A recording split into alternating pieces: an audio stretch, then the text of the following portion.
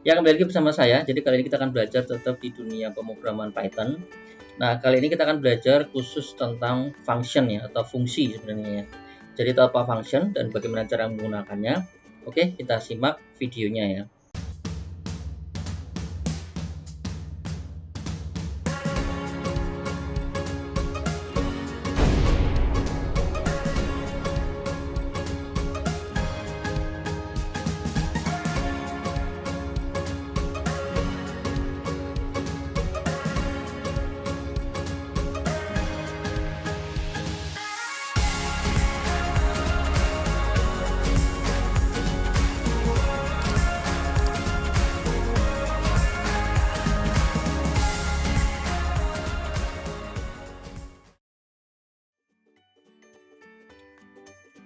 Ya, kita berangkat dulu dari definisi function atau definisi fungsi. Dalam bahasa Inggris ini ada definisi ya, yaitu block of code which only run when it's called. Jadi di sini saya terjemahkan ya. Jadi ada sebuah blok kode, jadi blok kode program yang bisa dijalankan hanya ketika dipanggil saja. Jadi sini ada dua kata kunci ya, ada sebuah blok itu artinya satu blok ya, sebuah blok atau satu tempat. Oke, satu blok atau satu tempat. Jadi ini akan enak dilihat karena rapi ya. Dan ini hanya bisa dijalankan ketika dipanggil. Jadi ada dua kata kunci itu ya, block of code sama call ya, artinya dipanggil. Oke, jadi kan kita coba ya nanti ya.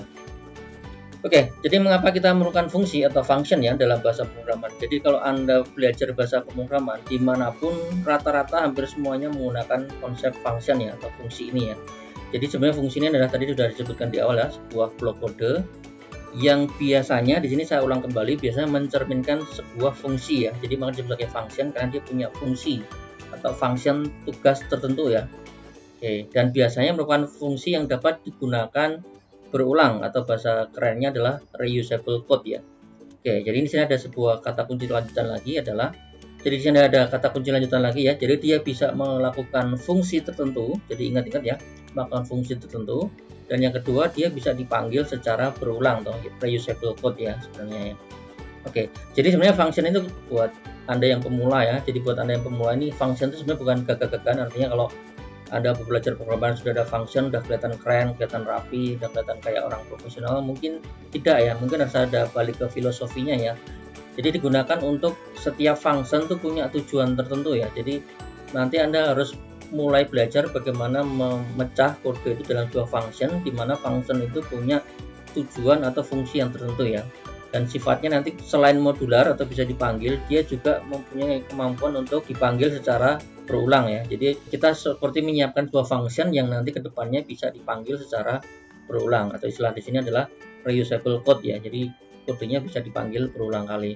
Bahkan ketika nanti Anda pindah program atau menggunakan program yang lain, ketika Anda sudah mendefinisikan function itu bisa Anda copy, Anda gunakan di program yang lain. Itulah peran dari sebuah function ya. Oke. Di sini saya lanjutkan bahwa karena sifatnya bisa dipanggil berulang, maka ini dapat digunakan untuk mendukung yang namanya modularitas ya. Jadi modular artinya apa? Artinya kalau ada permasalahan, misalnya contoh ada kesalahan menghitung sebuah fungsi tertentu yang diubah tidak semua tempat ya. Jadi yang diubah hanya di fungsi tersebut, function tersebut ya. Jadi kalau ada masalah, mungkin kita hanya analisis di function tersebut ya. Dan kemudian kita bisa melakukan testingnya juga per blok ya, per blok kode atau per function sebenarnya ya. Jadi kita bisa memberikan testing berdasarkan function ini. Kalau diberikan masukan apakah keluarannya sudah betul atau tidak ya. Nanti Anda akan paham ya apa maksud dari masukan dan keluaran ini ya. Oke, jadi di sini nanti program akan menjadi lebih modular sehingga lebih rapi dan mudah dibaca ya. Atau istilah saya di sini adalah maintainable ya. Jadi ketika Anda punya program yang rapi, modular, itu memang menunjukkan kelihatan lebih profesional ya. Jadi lebih Anda kalau Anda lihat baca program-program para pembuat program yang profesional, mereka membuatnya dalam sebuah blok kode yaitu function ya. Oke, jadi sehingga kelihatan lebih rapi dan lebih mudah dibaca dan lebih mudah di maintenance. Artinya nanti kalau dilanjutkan ke orang lain atau dikembangkan oleh orang lain, jadi sangat mudah sekali dibaca dan dikembangkannya. Oke, jadi ini diulang kembali bahwa function tersebut dapat dipanggil kapan saja dan dapat dipanggil berulang ya. Oke, kita coba belajar menggunakan function. Kita masuk ke VS Code-nya. Ya, oke. Jadi pertama seperti biasa kita buat satu file. Saya simpan, save as. Saya contohkan dengan simpan latihan fungsi ya, bahasa Indonesia ya, .py ya. Oke. Hal yang pertama adalah kita melakukan definisi ya, definisi function. Jadi kalau di programming yang lain menggunakan konsep function ya, public function atau function ya. Tadi kalau di Python itu menggunakan konsep def ya sebenarnya. Menggunakan konsep def. Jadi di sini nanti Anda beri nama ya. Contoh misalnya saya kasih nama fungsi saya ya. Nah, ini keunikan function, kita bisa memberikan nama terserah kita ya. Biar Anda kebayang nih, saya gunakan contoh seperti ini ya. Oke. Jangan lupa titik 2 ya. Oke. Mirip seperti yang lainnya, dalam blok kode Python itu selalu menggunakan menjorok ya. Kita menggunakan jorok. Di sini biar Anda kebayang, saya gunakan prinsip simpel sederhana ya. Saya menggunakan print saja ya untuk latihan ya. Latihan fungsi. Ini print yang pertama. Jadi kalau pengen membuat print bukan di sini ya, tapi di sini ya. Oke. Kita bikin print. Nah, ini latihan fungsi saya ya. Oke. Ya, oke. Jadi inilah ini sebuah function ya. Ini sebuah function. Kita sudah mendefinisikan. Jadi fungsi ini karena ini contoh, ini mungkin fungsinya nggak spesifik ya. Ini hanya melakukan printing aja ya. Nggak melakukan printing saja. Jadi di sini kita sudah membuat sebuah definisi fungsi ya. Coba kita jalankan ya. Apakah ini berjalan? Ya, kalau Anda lihat di sini, ini seolah-olah tidak terjadi apa-apa ya. Ya, kosong ya. Kosong sebenarnya. Nah, memang ini benar ya. Jadi tadi saya ulang kembali ya. Jadi definisi function tadi masih ingat ya. Di sini blok kode udah dibuat yang pertama ya. Tetapi ada satu lagi yang kita kelupaan, bahwa function itu harus dilakukan apa? Call ya, dipanggil ya. Oke. Cara manggilnya gimana? Jadi cara manggilnya mungkin dilakukan di bawah ya. Setelah kita mendefinisikan, kita panggil di bawah. Oke. Ini kelebihan Python ya. Nah, otomatis muncul nih. Ini ya. Ini kan jadi muncul kan ya. Karena di sini saya sudah mendefinisikan sebuah function ya. Jadi ini functionnya saya panggil istilahnya ya. Oke, jadi ini functionnya saya panggil. Jadi saya sudah saya panggil kan ya. Coba sekarang kita run. Kita run ya. Nah, sekarang muncul ya. Oke. Kemudian tadi ada definisi satu lagi ya, bahwa function itu bisa dipanggil berulang kali. Oke, nggak apa-apa, kita coba.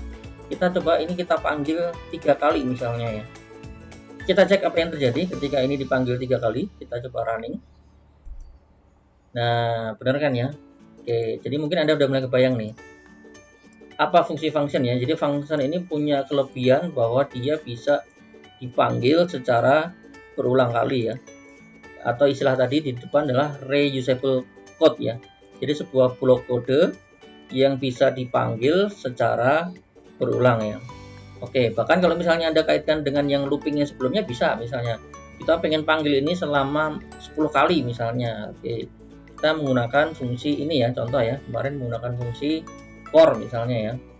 Oke, masih ingat menggunakan for? Ya, for i in range misalnya 10 ya, titik 2. Jangan lupa harusnya ke sini ya, jorokkan ya. Berarti fungsi saya ini saya naikin ke sini. Oke, karena ini dalam blok kodenya for i ya sebenarnya. Oke, artinya apa ini? Ini berarti bahwa fungsi ini akan saya panggil sebanyak berapa? 10 kali ya, 10 kali karena i-nya berangkat dari 0 ya, 0, 1 sampai 9, jadi 10 kali sebenarnya. Oke, kita lihat aja, kita coba run. Kita lihat yang terjadi apa? Ya, betul sekali ya. Yang terjadi adalah ini muncul sebanyak 10 kali ya. Ya, perhatikan di sini bahwa konsep function itu adalah calling ya, pemanggilan fungsi ya. Jadi perhatikan bahwa dalam function, selama function tidak dipanggil, maka function hanya sebatas blok kode saja ya. Hanya sebatas blok kode. Jadi Anda bisa buat function banyak, tetapi kalau nggak dipanggil ya dia hanya sebatas blok kode ya. Jadi function ini hanya akan dieksekusi program ketika ada yang memanggil, ada yang call ya. Jadi kalau ini saya ilustrasikan, Anda memanggil orang dengan nama A atau nama fungsinya A, dia baru akan menoleh ketika Anda panggil ya sebenarnya ya. Jadi si A akan bergerak atau berpaling ke Anda ketika Anda panggil ya. Oke, kita coba lagi ya. Kita balik kembali ke contoh. Ya, kembali ke contoh. Jadi ini saya sampaikan bahwa kalau function tanpa dipanggil yang terjadi ya nothing ya, tidak terjadi apa-apa ya. Ya oke. Contoh misalnya ini saya tambahkan dengan fungsi yang kedua ya. Contoh ini saya kasih nama fungsi kedua. Oke. kerjanya sama ya, di sini hanya mungkin print aja ya. Contoh fungsi kedua ini sama seperti sebelumnya, saya buat 2 baris biar Anda paham seolah-olah ini seperti block of code ya. Kedua baris kedua misalnya ya. Oke, jadi di sini bisa Anda lihat ya bahwa ada 2 buah fungsi ya sudah terdefinisi di sini ya. Jadi kalau ini kita run ya nothing ya, tidak terjadi apa-apa karena di sini tidak ada pemanggilan ya. Jadi kalau kita lakukan pemanggilan, misal contoh saya panggil fungsi yang kedua ya. Nah, di sini Anda lihat ya, di sini ada 2 fungsi sebenarnya. Fungsi kedua dan fungsi saya. Coba kita panggil fungsi yang kedua ya. Kita coba run. Nah, sekarang baru muncul ya di sini ya. Oke. Kita panggil fungsi yang pertama. Boleh aja ya. Nah, oke. Jadi kurang lebih seperti ini ya. Ini jadinya berarti di sini artinya apa? Ini artinya saya memanggil kedua fungsi tersebut yang sudah didefinisikan ya. Nah, oke. Jadi sekarang dua-duanya sudah muncul ya. Jadi saya ingatkan kembali bahwa fungsi itu ada sebuah blok kode yang harus dipanggil ya, harus dipanggil. Tapi boleh nggak kita membuat fungsi tanpa dipanggil? Ya boleh aja, itu namanya kita seperti menyiapkan fungsi dulu ya, nggak ada masalah ya. Mungkin nanti kita akan simpan pemanggilannya nanti, ya itu tidak ada masalah ya sebenarnya. Cuman buat kita ngapain kita membuat fungsi yang tidak suatu saat tidak dipanggil. Nah, maka tadi ada kata kunci ya bahwa ketika kita membuat fungsi itu salah satunya harus sering dipanggil ya, sering dipanggil atau dipanggil secara berulang ya. Jadi saya kembalikan lagi, kalau bagaimana kalau ini saya buat looping lagi, nggak ada masalah ya. Kita coba buat looping in range 10 ya. Nah seperti ini. Jangan lupa apa? Supaya ini dalam satu block for ini kita majukan ya. Oke. Jadi artinya ini fungsi kedua saya panggil 10 kali, fungsi saya panggil 10 kali ya. Kita run. Ya, kurang lebih seperti ini ya. Oke, jadi ini konsep yang namanya konsep pemanggilan berulang ya. Ya, dengan demikian Anda mungkin sudah paham ya bagaimana konsep sebuah function atau sebuah fungsi dalam sebuah bahasa pemrograman, terutama dalam bahasa Python ya. Oke, nanti di video-video selanjutnya kita akan lanjutkan dengan bagaimana cara menggunakan function, misalnya bagaimana menggunakan dengan argumen atau menggunakan return. Nanti akan kita bahas di video selanjutnya ya. Oke, terima kasih sudah menyimak video kali ini. Kita sambung di video selanjutnya ya.